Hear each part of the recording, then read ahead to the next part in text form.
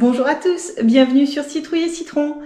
Bon, vous l'avez certainement vu, il y a eu un petit décalage dans les sorties des vidéos. La semaine dernière, j'ai voulu sortir une vidéo, sauf que en faisant le montage, je me suis rendu compte qu'il y avait un problème de micro. Donc, je m'en suis rendu compte un peu tard. Du coup, ça s'est repoussé, ça s'est décalé d'une semaine. Et là, je suis en train de me rendre compte que j'ai pas énormément de batterie. Donc, il y a moyen que cette vidéo elle soit découpée une nouvelle fois en deux petites parties. Et j'espère qu'elles sortiront dimanche comme c'est prévu. Aujourd'hui, je voulais vous parler d'un sujet un petit peu différent des thématiques habituelles sur Citrouille et Citron. C'est un sujet à cheval entre bien-être et santé, selon où est-ce qu'on place l'équilibre. C'est un sujet sur lequel je me suis beaucoup interrogée ces dernières semaines, savoir si ça valait le coup ou pas de faire une vidéo à ce propos-là. Et finalement, la vidéo, voilà, elle est sortie, donc c'est que je me suis enfin décidée.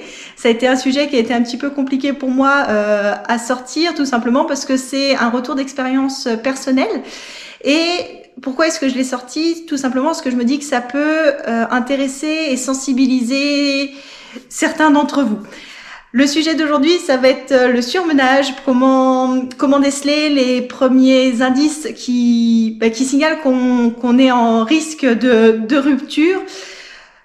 Ce que je trouve dommage, c'est qu'on vit dans une société où on prône, j'allais dire, beaucoup le burn-out, tout simplement parce qu'il faut aller toujours plus vite, toujours plus loin, toujours plus fort, aussi bien dans le domaine professionnel que dans le domaine personnel. Donc ces vidéos, elle a plutôt un objectif de sensibilisation, c'est que mon expérience à moi, et chacun est différent. Donc ce que je vais évoquer aujourd'hui, ça résonnera peut-être ou peut-être pas en vous. Et dans tous les cas, je vous invite fortement à réfléchir un petit peu sur vous-même, dans tous les cas. Alors pourquoi cette thématique? Tout simplement parce que 2021 a été une année très très compliquée pour moi. Et je pense que je me suis arrêtée à temps avant de vraiment plonger dans la spirale, dans une spirale infernale. Et l'idée, c'est que vous ayez les cartes en main en fait pour tirer le signal d'alarme avant qu'il soit trop tard. J'ai vu un certain nombre de collègues ou d'amis devoir se mettre en arrêt parce que ça n'allait plus. Donc l'idée, c'est de réussir à réagir avant qu'il soit trop tard. 2021, pourquoi est-ce que ça a été une année compliquée pour moi? Tout simplement parce que déjà j'étais fatiguée vraiment 24 heures sur 24. Je mettais ça au tout départ sur le dos du contre-coup, si on peut dire ça comme ça, du mariage qu'on avait fait, les préparatifs, on avait tout voulu faire maison, donc il y a eu beaucoup de travail en amont. Donc le contre-coup de ça, les travaux de la maison qui avancent au fur et à mesure, mais il y a toujours quelque chose à faire dans une maison. Si vous suivez cette chaîne-là, vous savez aussi qu'on fait beaucoup de choses par nous-mêmes. Donc il y a aussi beaucoup d'ateliers les week-ends, de conserves, de jardinage ou autres. 2021, ça a été aussi l'année de sortie de remise à zéro. Donc il y a eu tout le travail de salon, de promotion du livre et compagnie. Et j'avais mis cette fatigue sur le dos de tout ça. Sauf qu'en fait, c'était pas forcément le cas. J'étais fatiguée parce que je dormais pas la nuit. Alors le soir, je me couchais, je m'endormais très très rapidement parce qu'on a tous des journées bien chargées et si on a une bonne routine du soir, le soir on tombe sur son oreiller et on s'endort en quelques minutes. Par contre, je me réveillais toutes les nuits et quand je dis toutes les nuits, c'est pas... J'exagère pas. Je me réveillais toutes les nuits vers 2-3 heures du matin, enfin en plein milieu de la nuit. Mon cerveau, il s'était certainement assez reposé pour partir en cogitation et du coup c'était des insomnies qui duraient de 1 heure jusqu'à 4 heures. 1 heure d'insomnie, ça suffit quand même pour repartir sur de bonnes bases le lendemain matin. Par contre des nuits pour lesquelles il manque 4 heures, c'est un petit peu plus compliqué, donc j'entamais la journée suivante déjà fatiguée. À quoi est-ce que pensait mon cerveau pendant ces trous? À tout ce qui pouvait se passer dans les jours à venir, mais également tout ce qu'il fallait penser à réaliser dans les semaines à venir. Il partait vraiment dans tous les sens. J'apprécie beaucoup ce que je fais au travail, sauf que c'était une période où il y avait beaucoup de complications à gérer et mon cerveau anticipait tous les problèmes qu'on pouvait rencontrer. Malheureusement, souvent, il s'avérait vrai, ces problèmes-là.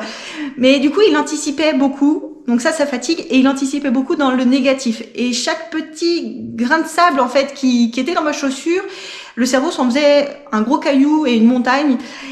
Et c'est très très très compliqué en fait de sortir de cette boucle néfaste d'anticipation de tout ce qui peut vous arriver de négatif. Si vous me suivez sur les réseaux, vous voyez certainement de temps en temps des photos de paysages que je croise au fur et à mesure de mes rendez-vous. J'aime beaucoup ce que je fais et le problème quand on aime ce qu'on fait et qu'on n'a pas les moyens, notamment là c'était les moyens humains pour travailler correctement, et ben on est déçu, on se met un peu la pression, surtout si vous avez une fibre un petit peu perfectionniste, que vous voulez que tout soit bien fait en temps et en heure. Et ça c'est très compliqué, ça peut être très compliqué à gérer. Personnellement, c'était mon cas l'année dernière, ça l'est encore un petit peu cette année, mais moins. J'appréhendais du coup voilà toutes les situations négatives, mais également la charge de travail, à tel point que je voulais plus partir en vacances, même prendre quelques jours juste pour travailler dans le jardin, rester à la maison tranquille. J'appréhendais vraiment ces moments de congé, tout simplement, en me disant, bah ouais, quand je vais reprendre lundi, qu'est-ce qui va m'attendre d'une part comme pépin à gérer. Pépin, c'est un petit mot. Et la charge de travail qui se sera accumulée sur toute la semaine de congé, est-ce que je vais réussir à l'affronter sur les jours de la reprise? Donc, vous voyez un petit peu la fatigue physique, la fatigue mentale qui est venue s'additionner et faire un peu une interaction négative avec la fatigue physique. Et ensuite, il y avait également une fatigue émotionnelle. Tout simplement, quand on est fatigué, alors je sais pas vous, mais personnellement, moi j'ai envie de me renfermer sur ma bulle et c'est un peu peut-être un sens d'autoprotection. Donc se renfermer sur sa bulle, rester à la maison. Et du coup, les amis, la famille et les proches, j'avais plus forcément envie de les voir parce que tout simplement, mon objectif premier, c'était de me ressourcer et de remonter un petit peu en énergie. Donc un isolement qui s'est fait peu à peu. Alors isolement, mais je reste quand même quelqu'un de très souriante. Et du coup, les gens se rendent pas forcément compte quand vous êtes plutôt réservé à pas parler de vos problèmes et qu'en même temps vous gardez un masque de bonne humeur. Et c'est assez traître en fait. Donc les gens comprennent pas forcément que vous avez besoin de vous poser, que ce soit vos proches ou vos collègues ou vos responsables. Et du coup, je me suis retrouvée très rapidement, oui, sur l'année 2021 finalement, à me mettre dans un petit cocon et en fait, personne se rend compte que ça va pas et vous continuez ainsi de suite, jour après jour, à vous enfermer un peu plus, à vous enliser dans votre fatigue et dans votre charge d'activité, globalement, que ce soit activité professionnelle ou activité personnelle, pardon. Et là, une fois que vous avez ces trois fatigues, à la fois la fatigue physique, la fatigue émotionnelle et la fatigue mentale, si je peux dire ça comme ça, vous êtes clairement sur le fil du rasoir pour pas aller beaucoup plus loin, tout simplement parce que votre corps et votre cerveau vous disent stop. Et j'ai envie de vous dire stop à tel point qu'en fait, j'aime beaucoup lire, j'aime beaucoup écrire, j'aime dessiner, mais tout ça, ça me paraissait insurmontable, ça demandait trop d'énergie. Et la seule énergie que j'avais, c'était pour regarder bêtement des vidéos sur YouTube en prenant du thé. Alors, chacun a ses façons de se reposer. Pour moi, c'était le seuil maximum d'énergie que j'avais, c'était de rester vautré dans le canapé, alors que c'est pas forcément mon caractère. Moi, j'aime faire des choses. Donc voilà, une fois que vous vous rendez compte que vous avez ces trois postes-là qui traînent un petit peu la patte et que vous n'avez pas votre énergie, votre motivation habituelle, c'est un signal d'alarme en fait que votre corps et votre cerveau vous envoient, c'est qu'il y a l'un et ou l'autre qui va pas et c'est le moment de se poser pour réfléchir et comprendre en fait d'où vient ce souci-là. Ce que j'ai appris, je vous ferai une vidéo sur qu'est-ce que j'ai mis en place pour sortir de cet épisode-là. Mais en tout cas, ce que ça m'a appris, c'est qu'en fait, on a le droit tous d'avoir des moments où on est fatigué, où on va un petit peu moins bien.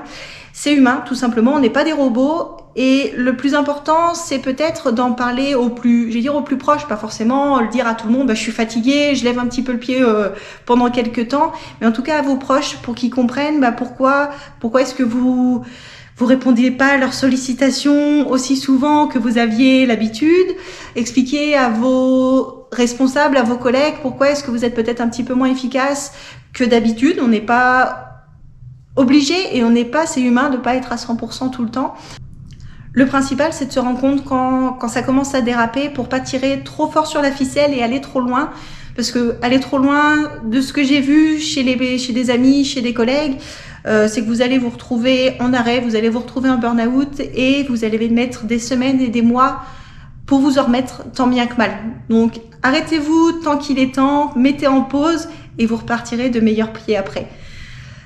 Voilà, j'espère que cette vidéo, elle vous parlera. Pour moi, c'était une vidéo qui était assez compliquée. J'ai mis beaucoup de temps à me décider avant de la tourner parce que c'est très personnel et je me dis qu'aussi, je sais pas si ça vous parlera, chacun est différent, chacun réagit différemment, aussi bien sur le côté physique que sur le côté mental. Donc, c'est certainement pas une liste exhaustive de symptômes, si on peut dire ça comme ça. Mais en tout cas, j'espère que c'est quelques cartes en plus à avoir en main pour ne pas aller trop loin. Tout simplement, on est dans une société où tout va plus vite, où on a envie toujours d'aller plus vite pour répondre aux amis, pour répondre aux collègues, pour répondre à ses objectifs personnels. Et le corps humain, il a besoin de faire des pauses de temps en temps, donc c'est normal. Et l'idée, c'est de s'en rendre compte rapidement. Voilà, j'espère que cette vidéo, elle vous parlera. Je vous en ferai une prochaine, je ne sais pas si ce sera la suivante ou un peu plus tard, sur qu'est-ce que j'ai mis en place et qui a fonctionné pour moi pour remonter la pente rapidement. Dans tous les cas, ce que je me rends compte, c'est que j'ai eu a priori assez de batterie pour tourner tout ça, donc j'espère que ça va aller, ça va être la surprise au montage. En tout cas, je croise les doigts pour que ça tienne jusqu'au bout.